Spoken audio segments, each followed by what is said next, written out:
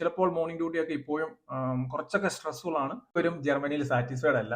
അത് പറയാൻ കാരണം എന്ന് വെച്ച് കഴിഞ്ഞാൽ ഇപ്പോഴത്തേക്ക് കൂടെയുള്ള കൊളീഗ്സ് ക്രാങ്ക് അടിക്കും. അപ്പം നമ്മൾ ഒറ്റയ്ക്ക് 20-30 പേഷ്യന്റിനെ നോക്കേണ്ട സാഹചര്യം വരാറുണ്ട്.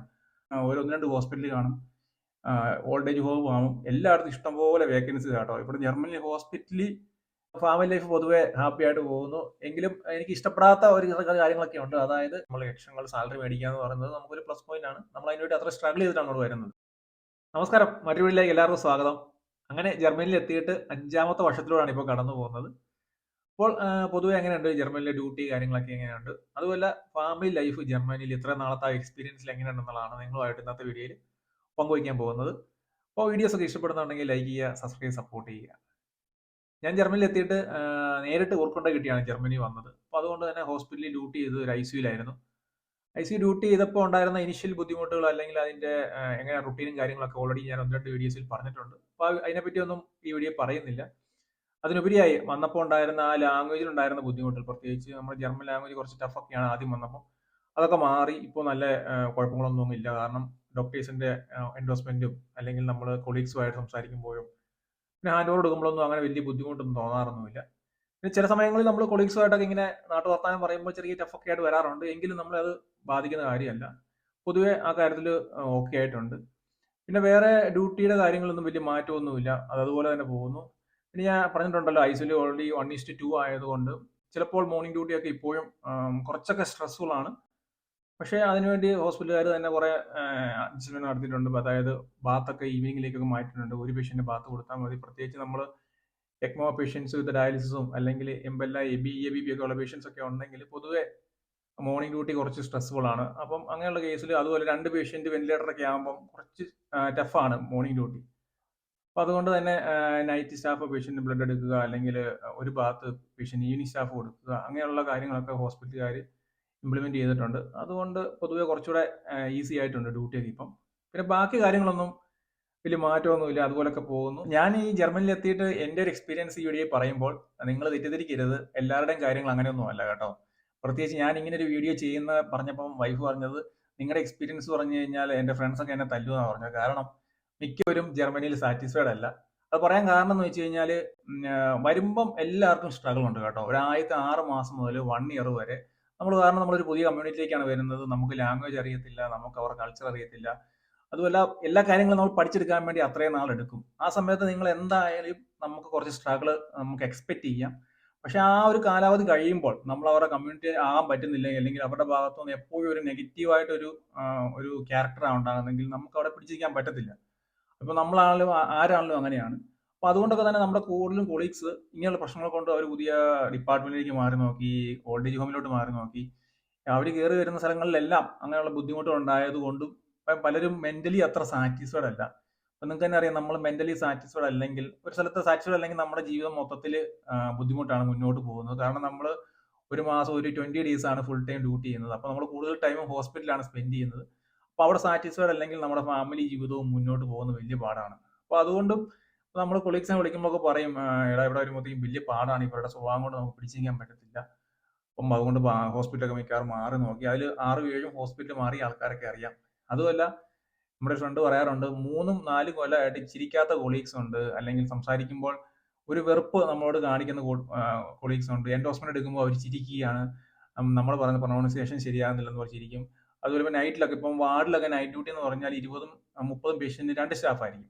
അപ്പൊ നൈറ്റ് ഡ്യൂട്ടിക്ക് നമ്മൾ ആ ഡ്യൂട്ടി എന്ന് കാണുമ്പോഴത്തേക്ക് കൂടെയുള്ള കൊളീഗ്സ് ക്രാങ്ക് അടിക്കും. അപ്പൊ നമ്മൾ ഒറ്റയ്ക്ക് 20-30 പേഷ്യന്റിനെ നോക്കേണ്ട സാഹചര്യം വരാറുണ്ട്. അപ്പൊ അതൊക്കെ കണ്ടിന്യൂസ് ഇങ്ങനെയൊക്കെ ഒത്തിരി സഫർ ചെയ്യുന്ന ആൾക്കാരാണ് കൂടുതൽ ഡിപ്പാർട്ട്മെന്റ് മാറിയിട്ടുള്ളത്. അപ്പൊ ഇതൊക്കെ മിക്കവാറും സംഭവിക്കാറുണ്ട്. അപ്പൊ നിങ്ങൾ ഇങ്ങോട്ട് വരാൻ നിൽക്കുന്ന ആൾക്കാർ ഇങ്ങനെയുള്ള കാര്യങ്ങളൊക്കെ എക്സ്പെക്ട് ചെയ്യുക. കാരണം നമ്മൾ ഒരാളോട് ചോദിക്കുമ്പോൾ അവരുടെ അഭിപ്രായം പറയും, വേറൊരാളോട് വേറെ അഭിപ്രായം പറയും. എല്ലാവർക്കും അവരുടേതായ അഭിപ്രായമുണ്ട്. ഇങ്ങനെയുള്ള കൂടുതൽ കാര്യങ്ങൾ നിങ്ങൾ കേട്ടതുകൊണ്ട് നിങ്ങൾ പേടിക്കേണ്ട ആവശ്യമില്ല. കാരണം എല്ലാവർക്കും ഒരു അനുഭവമല്ല. എങ്കിലും നിങ്ങൾ ഇങ്ങനെയുള്ള സംഭവങ്ങൾ നിങ്ങൾക്കും എക്സ്പെക്ട് ചെയ്തുകൊണ്ടേ വരാവുള്ളൂ. എപ്പോഴും പോസിറ്റീവായിട്ട് ചിന്തിച്ച് വരല്. പക്ഷെ എൻ്റെ ഒരു അഭിപ്രായത്തിൽ ഇങ്ങനെ സംഭവങ്ങൾ നിങ്ങൾ എക്സ്പെക്ട് ചെയ്ത് വന്നാലും ഒരു 1 ഇയർ കൊണ്ടൊക്കെ നമുക്കത് മാനേജ് ചെയ്യാൻ പറ്റും. കാരണം നമ്മൾ കുറെ കാര്യങ്ങളൊക്കെ നമ്മൾ തന്നെ വിട്ടുവീഴ്ചയ്ക്ക് തയ്യാറാകണം. നമ്മൾ ചെല്ലുക, എൻ്റെ അനുഭവത്തിൽ പറയുകയാണ്, നമ്മൾ ചെല്ലുക, ഡ്യൂട്ടി ചെയ്യുക, നമുക്ക് ആവശ്യമുള്ള കാര്യങ്ങൾ പഠിക്കുക, എൻഡോസ്മെന്റ് കൊടുക്കുക, വീട്ടിലേക്ക് പോരുക. ബാക്കി അവർ മറ്റുള്ളവരുടെ കാര്യങ്ങൾ പറയാൻ ചിലപ്പം പറയുമായിരിക്കും, മറ്റുള്ളവരുടെ കുറ്റം പറയുമായിരിക്കും. മറ്റുള്ളവർ അങ്ങനെയാണ് ഇങ്ങനെയാണ് പറയുന്നത്. നമ്മളത് കേട്ട് നമ്മളത് ആനന്ദിക്കേണ്ട ആവശ്യമില്ല. നമ്മളത് കേട്ടിട്ട് നമ്മളത് ഇമ്പോർട്ടൻ്റ് ഉള്ള കാര്യമല്ല. നമ്മൾ ഡ്യൂട്ടി ചെയ്യുക, നമ്മൾ ഇൻവെസ്റ്റ്മെന്റ് എടുക്കുക, നമ്മൾ വീട്ടിലേക്ക് പോകുക, പരിപാടി കഴിഞ്ഞു. അതുകൊണ്ട് തന്നെ ഞാൻ ആ ടിപ്പാണ് എപ്പോഴും നമ്മൾ മെയിൻറ്റെയിൻ ചെയ്യുന്നത്. മറ്റുള്ളവരുമായിട്ട് കാര്യങ്ങളൊക്കെ അതുകൊണ്ട് തന്നെ എനിക്കൊരു ഹെൽത്തി റിലേഷൻ കീപ്പ് ചെയ്യാൻ സാധിക്കുന്നുണ്ട്. പലരുടെയും പല അഭിപ്രായങ്ങൾ പലരും പറയെങ്കിലും ഞാൻ അതിൽ അഭിപ്രായം കയറി പറയാറില്ല. കാരണം നമ്മളെ ബാധിക്കുന്ന കാര്യമല്ല. അതുകൊണ്ട് തന്നെ ഞാൻ പറയാറില്ല. സോ നിങ്ങളും അതൊക്കെ മനസ്സിൽ വെച്ചുകൊണ്ട് ഡ്യൂട്ടി ചെയ്യുക. പിന്നെ നമ്മൾ കുറച്ചൊക്കെ ഹെൽപ്ഫുൾ മെന്റാലിറ്റി ആയിരിക്കണം. എപ്പോഴും നമ്മൾ ഒരാളെ ഡിഫെൻഡ് ചെയ്യരുത്. കുറച്ചൊക്കെ ആദ്യം നമ്മൾ അറിയത്തില്ല കാര്യങ്ങൾ അറിയത്തില്ല എന്ന് പറയുക, നമ്മൾ പഠിക്കാനുള്ള കാര്യങ്ങൾ പഠിക്കുക. പഠിച്ച് ഒരു സ്റ്റാൻഡ് ആയി കഴിയുമ്പോൾ പിന്നെ നമുക്ക് കാര്യങ്ങളൊക്കെ ഈസി ആയിട്ട് മാറും. പിന്നെ നമ്മൾ കൂടുതൽ സഫർ ചെയ്യുകയാണ്, നമുക്ക് ഒരു സ്ഥലത്ത് നിൽക്കാൻ പറ്റുന്നില്ല. ഇപ്പൊ ഞാൻ പറഞ്ഞ പോലെ തന്നെ ഒരു 2 കൊല്ലമൊക്കെ ആയിട്ടും ഒരു സ്ഥലത്തു നിന്ന് ഒരു ഒരു ഡിപ്പാർട്ട്മെന്റിൽ ചിലപ്പോൾ ഒരു ചെറിയൊരു പെർസെന്റ് ആൾക്കാർ, ഒരു 10% ആൾക്കാർ ചിലപ്പോൾ നമ്മോട് ഒരു നെഗറ്റീവ് ആയിരിക്കും. പക്ഷെ അതിപ്പം നിങ്ങൾ എക്സ്പെക്ട് ചെയ്തു. പക്ഷെ ഒരു ഡിപ്പാർട്ട്മെന്റ് ഫുള്ള് നമുക്കെതിരെ തിരിഞ്ഞിരിക്കുകയാണെങ്കിൽ നമുക്ക് അവിടെ ഡ്യൂട്ടി കണ്ടിന്യൂ ചെയ്യാൻ പറ്റത്തില്ല. അപ്പം നമ്മൾ ബെറ്റർ വേറെ ഹോസ്പിറ്റലിലേക്ക് അല്ലെങ്കിൽ ഓൾഡ് ഏജ് ഹോമിലോട്ട് കയറുന്നതാണ് നല്ലത്. അപ്പം നമ്മൾ ഇവിടെ ഒരു ഹോസ്പിറ്റലിലേക്ക് പോവുക എന്ന് പറയുന്നത് വലിയ ഈസി കേട്ടോ, വലിയ പാടുള്ള കാര്യമൊന്നുമല്ല. ഇപ്പം ഞാൻ ഇപ്പോൾ ഡിപ്പാർട്ട്മെന്റ് വർക്ക് ചെയ്തുകൊണ്ടിരിക്കുക, എനിക്ക് അവിടെ ഇഷ്ടപ്പെടുന്നില്ലെങ്കിൽ ഈസി ആയിട്ട് നമ്മൾ അപ്പം തന്നെ വേറൊരു ഹോസ്പിറ്റലിൽ ചെന്ന് അല്ലെങ്കിൽ ഒരു ഓൾഡ് ഏജ് ഹോമിൽ ചെന്ന് നമ്മൾ അവിടെ അന്വേഷിക്കുക, അവിടെ ജസ്റ്റ് ഒരു ഇമെയിൽ അയക്കുക, പിന്നെ അവിടെ പോയി ഒരു 2 ദിവസം ഹോസ്പിറ്റലേഷൻ ചെയ്ത് നോക്കുക. അവിടെ ചെന്നിട്ട് ഇഷ്ടപ്പെടുകയാണെങ്കിൽ നിങ്ങൾക്ക് നേരെ തന്നെ അവിടെ ഒരു ഡ്യൂട്ടി പറയുക, എന്നാൽ നമുക്ക് ജോയിൻ ചെയ്യാമെന്ന് പറയുക. അപ്പോൾ നമ്മളിപ്പോൾ വർക്ക് ചെയ്യുന്ന ഹോസ്പിറ്റലിൽ അപ്പോൾ ഇറക്കുണ്ടിക്കും കൊടുക്കണം. അതായത് നമ്മൾ ഒരു റെസിഗ്നേഷൻ കൊടുക്കണം. ചിലപ്പോൾ നമ്മൾ ആദ്യത്തെ 6 മാസമൊക്കെ ആണെങ്കിൽ നമുക്കൊരു റെസിഗ്നേഷൻ കാലാവധി എന്ന് പറയുന്നത് 2 വീക്സ് ആണ്. പക്ഷേ നമ്മൾ ആദ്യത്തെ 6 മാസം കഴിഞ്ഞിട്ടാണെങ്കിൽ പിന്നെ നമുക്ക് ചില ഹോസ്പിറ്റലിൽ 1 മന്ത് പ്രയർ നോട്ടീസ് കൊടുക്കണം, ചിലയിടത്ത് 3 മന്ത്സ് പ്രയർ നോട്ടീസ് കൊടുക്കണം. അപ്പോൾ ആ ഒരു ഗ്യാപ്പ് ഇട്ടുകൊണ്ട് നമ്മൾ പുതിയ ഹോസ്പിറ്റലിൽ എനിക്ക് ഇന്ന ദിവസം ജോയിൻ ചെയ്യാൻ പറ്റുമെന്ന് പറഞ്ഞിട്ട് തിരിച്ച് നമ്മുടെ ഹോസ്പിറ്റലിൽ വന്ന് റെസിഗ്നേഷൻ കൊടുക്കുക. അപ്പം അങ്ങനെ നമുക്ക് അതുമല്ല, നമ്മളിപ്പോൾ വില്ലേജിലൊക്കെ ആണെങ്കിൽ പേടിക്കേണ്ട ആവശ്യമില്ല. എല്ലാ വില്ലേജിലും ഒരു 1-2 ഹോസ്പിറ്റൽ കാണും, ഓൾഡ് ഏജ് ഹോം കാണും. എല്ലായിടത്തും ഇഷ്ടംപോലെ വേക്കൻസി കേട്ടോ. ഇവിടെ ജർമ്മനി ഹോസ്പിറ്റലിൽ അല്ലെങ്കിൽ ഓൾഡ് ഏജ് ഹോമിൽ ജോലി കിട്ടാഴികയില്ല. നമുക്ക് എവിടെ വേണമെങ്കിലും എപ്പോഴും മാറാം. സോ ഇങ്ങനെ പ്രശ്നങ്ങളൊക്കെ ഉള്ള ആൾക്കാരൊക്കെ ഇപ്പോഴും മാറി സെറ്റിലായ ആൾക്കാരുണ്ട്, ഇപ്പോഴും മാറിക്കൊണ്ടിരിക്കുന്ന ആൾക്കാരുണ്ട്. അങ്ങനെ ഇഷ്ടംപോലെ ആൾക്കാരെ കാണാൻ സാധിക്കും. ഇപ്പൊ നിങ്ങളിപ്പം ഇങ്ങോട്ട് വരുന്നതിന് മുമ്പ് ആരോട് വിളിച്ച് ചോദിച്ചാലും പല അഭിപ്രായങ്ങളാണ് പറയാൻ പോകുന്നത്. അതുകൊണ്ട് നിങ്ങൾ നിങ്ങളുടേതായ ഒരു സ്റ്റാൻഡിൽ എപ്പോഴും നിൽക്കുക, കുറച്ചുകൂടെ പോസിറ്റീവായിട്ടൊക്കെ നിൽക്കുക. ഡിസിഷൻസ് എടുക്കുന്നതിന് മുമ്പ് മറ്റുള്ളവരൊക്കെ ഒന്ന് ചോദിക്കുക അറിയാവുന്നവരോട്. അപ്പോൾ നിങ്ങൾക്ക് കൂടുതൽ കാര്യങ്ങളൊക്കെ ഈസി ആവും. പിന്നെ ഇപ്പം ഓൾഡ് ഏജ് ഹോമിലോട്ട് മാറിയ കുറച്ച് ആൾക്കാർ പറയാറുണ്ട്, കുറച്ചുകൂടെ ഫിസിക്കൽ സ്ട്രെയിൻ പറയാറുണ്ട്. പക്ഷെ അവരുടെ സ്ട്രെസ് ലെവൽ ഭയങ്കരമായിട്ട് കുറഞ്ഞെന്നാണ് അവർ പറയുന്നത്. പ്രത്യേകിച്ച് ഡ്യൂട്ടിപരമായ സ്ട്രെസ്സുകൾ തീരെ കുറവാണ്. പക്ഷെ കുറച്ച് ഡ്യൂട്ടി, അതായത് ഫിസിക്കലി കുറച്ച് സ്ട്രെയിൻ ചെയ്യണം എങ്കിലും അവർ മെന്റലി ഭയങ്കര സാറ്റിസ്ഫൈഡ് പറയാറുണ്ട്. അങ്ങനെ പല പല അഭിപ്രായങ്ങളാണ് കേട്ടോ. അപ്പോൾ ആർക്കും ഒരു എല്ലാവരും ഒരുപോലെ അഭിപ്രായം പറയത്തില്ല. എല്ലാവർക്കും പല അഭിപ്രായങ്ങളാണ് പറഞ്ഞുകൊണ്ടിരിക്കുന്നത്. സോ ഇതൊരു ഇൻഫോർമേറ്റീവ് ആയിട്ട് നിങ്ങൾക്ക് ആയി എന്ന് എനിക്ക് തോന്നുന്നു. പിന്നെ എൻ്റെ ഫാമിലി ലൈഫ് ഇവിടെ വന്നിട്ട് എങ്ങനെയാണെന്ന് ചോദിച്ചു കഴിഞ്ഞാൽ, ഞാൻ ജർമ്മനി വന്ന് 3 മാസം കൊണ്ട് തന്നെ എൻ്റെ വൈഫിനെയും പിന്നെ പിള്ളേരെ കൊണ്ടുവന്നായിരുന്നു. വൈഫ് ഇവിടെ വന്നിട്ട് ഒരു 6 മാസം പ്രാക്ടിക്കൽ ചെയ്തു. ആദ്യത്തെ കുറച്ചാൾ വൈഫ് ജോലിക്ക് കയറിയില്ല, കാരണം കുട്ടികൾ ചെറുതായിരുന്നു. അവരിപ്പോൾ കിൻഡർ ഗാർഡൻ സ്കൂളിലേക്കൊക്കെ പോയി തുടങ്ങി. അങ്ങനെ വൈഫും ഹോസ്പിറ്റലിൽ ഡ്യൂട്ടിക്ക് കയറി തുടങ്ങി. ഫാമിലി ലൈഫ് പൊതുവെ ഹാപ്പി ആയിട്ട് പോകുന്നു. എങ്കിലും എനിക്ക് ഇഷ്ടപ്പെടാത്ത ഒരു കാര്യങ്ങളൊക്കെ ഉണ്ട്. അതായത് ഇവിടുത്തെ ക്ലൈമറ്റിനോട് എനിക്ക് അത്ര അങ്ങോട്ട് യോജിച്ച് പോകാൻ പറ്റുന്നില്ല. വേറൊന്നും കണ്ടല്ലോ കേട്ടോ. അപ്പോൾ നിങ്ങൾ ചോദിക്കും, ജർമ്മനിയിലെ ക്ലൈമറ്റ് കണ്ടിട്ടല്ലേ ചാടിക്കയറി ഇങ്ങോട്ട് പോകുന്നുള്ളത്. ശരിയാണ്, ക്ലൈമറ്റ് അറിയായിരുന്നു, ഇങ്ങോട്ട് പോകുമ്പോൾ തണുപ്പാന്നൊക്കെ അറിയായിരുന്നു. എങ്കിലും നമ്മുടെ ബാഡ്ലക്ക് എന്ന് പറയട്ടെ, അന്ന് ഒരു 2 മാസത്തിനകം ഒരു സെമി ലാമിനെക്ടമി ചെയ്യേണ്ട വന്നായിരുന്നു. അപ്പോൾ അതിന്റെ ഒരു കോംപ്ലിക്കേഷൻ എന്ന വണ്ണം കാലിന് ചെറിയൊരു തണുപ്പുണ്ട്. അത് ഇവിടെ ഓപ്പറേഷൻ ചെയ്തതിന്റെ ഒരു കോംപ്ലിക്കേഷൻ എന്ന വണ്ണം കാലിന് ചെറിയ തണുപ്പുണ്ട്. അപ്പോൾ അത് പ്രത്യേകിച്ച് വിന്റർ സീസണിൽ അത് കൂടുതലാണ്. അതിന്റെ ഒരു ബുദ്ധിമുട്ട് എന്നെ ഇപ്പോഴും അലട്ടുന്നുണ്ട്. ബാക്കി കാര്യങ്ങളൊന്നും വലിയ പ്രശ്നങ്ങളൊന്നുമില്ല. കുട്ടികളൊക്കെ സാറ്റിസ്ഫൈഡ് ആണ്. തണുപ്പാണെങ്കിലും ചൂടാണെങ്കിലും അവർ സ്കൂളിൽ പോകുന്നു വരുന്നു. രണ്ടുപേരും നല്ലോണം ജർമ്മനൊക്കെ സ്പീക്ക് ചെയ്യുന്നുണ്ട്. അവർക്കൊരു ബുദ്ധിമുട്ടൊന്നുമില്ല. ഇഷ്ടംപോലെ ഫ്രണ്ട്സും കാര്യങ്ങളൊക്കെ ഉണ്ട്. അപ്പോൾ അങ്ങനെയുള്ള കാര്യങ്ങളൊക്കെ ഓക്കെ ആയിട്ട് പോകുന്നു. പിന്നെ 5 കൊല്ലമൊക്കെ ആയില്ലേ ഒരു റൂമൊക്കെ എടുത്ത് മാറണ്ടേ, വീട് എടുത്തില്ലേ എന്നൊക്കെ ചോദിക്കാറുണ്ട്. ജർമ്മനിയിൽ ആ കാര്യത്തിൽ അത്ര ഈസി അല്ല. ഒരു വീട് എടുക്കുക എന്ന് പറയുന്നത്, പ്രത്യേകിച്ച് ഒരു പുതിയ വീട് എടുക്കുക നമുക്ക് ഇഷ്ടമുള്ള ഒരു വീട് പണിയുക എന്നുള്ളത് പോസിബിൾ ആയ കാര്യങ്ങളല്ല. ഇപ്പോഴൊന്നും പുതിയ സ്ഥലങ്ങൾ കിട്ടാറില്ല. നമ്മൾ വീട് പണിയാൻ തന്നെ തീരുമാനിച്ചു കഴിഞ്ഞാൽ അവിടെ വർക്കേഴ്സിനെ കിട്ടാനൊക്കെ പാടാണ്. അപ്പോൾ നമ്മളതുമല്ല, നമ്മൾ ലോണൊക്കെ എടുക്കണമെങ്കിൽ ഹ്യൂജ് എമൗണ്ട് കോടികളൊക്കെ എടുത്ത് നമ്മൾ ഇപ്പോഴത്തെ ഒരു പലിശയ്ക്ക് ഒരു വീടൊക്കെ എടുത്ത് പുതിയ മേടിക്കുക എന്ന് പറഞ്ഞാൽ അത് പണിത് കൺസ്ട്രക്ഷൻ ചെയ്ത് വരുമ്പോൾ നല്ല എമൗണ്ട് ആവും. അതൊക്കെ ഒത്തിരി നാളെടുക്കും. അതുമല്ല, ഒരു പുതിയ വേറൊരു വീട് മേടിക്കുക എന്ന് വെച്ചാൽ പഴയ വീടുകളാണ് മിക്കതും നമുക്ക് മേടിക്കാൻ അവൈലബിൾ ആയിട്ടുള്ളത്. അതിനും മിനിമം ഒരു 3 to 4 crore കൊടുക്കേണ്ടതായി വരുന്നുണ്ട്. അത്രയും എമൗണ്ട് നമ്മൾ കൊടുത്ത് ഒരു പഴയ വീട് മേടിച്ച് അതിനുവേണ്ടി വീണ്ടും ലക്ഷങ്ങൾ മുടക്കി മെയിൻ്റെനൻസ് ഒക്കെ ചെയ്തു വരണം. ഇപ്പോഴത്തെ ഒരു സിറ്റുവേഷനിൽ ലോൺ എടുത്ത് അത്രയും അടക്കി വീടൊക്കെ മേടിക്കുക എന്ന് പറയുന്നത് എന്നെ സംബന്ധിച്ച് ഭയങ്കര ബുദ്ധിമുട്ടായിട്ട് എനിക്ക് തോന്നി. കാരണം നമ്മൾ അത്രയും ലോണൊക്കെ എമൗണ്ട് വീട്ടിൽ വരുമ്പോഴത്തേക്കും വർഷങ്ങളെടുക്കും. അപ്പോഴത്തേക്കും അതും 25-30 കൊല്ലത്തേക്ക് അത്ര എമൗണ്ട് നമ്മൾ അടച്ചു വരുമ്പോഴത്തേക്കും, അതുപോലെ പഴയ വീടുകളൊക്കെ മെയിൻ്റെനൻസ് ചെയ്താലും ഒത്തിരി എപ്പോഴും മെയിൻ്റെനൻസ് പണി വരും. അതുപോലെ മെയിൻ്റെനൻസിനൊക്കെ ഇവിടെ ആൾക്കാരെ കിട്ടാൻ ഭയങ്കര പാടാണ്. ഈവൻ ഒരു ചെറിയ പണി പോലും നമ്മൾ ആൾക്കാരെ ഏൽപ്പിച്ച് കഴിഞ്ഞാൽ അവർ ടെർമിൻ തരുന്നത് 3 മാസം 4 മാസം കഴിഞ്ഞിട്ടാണ്.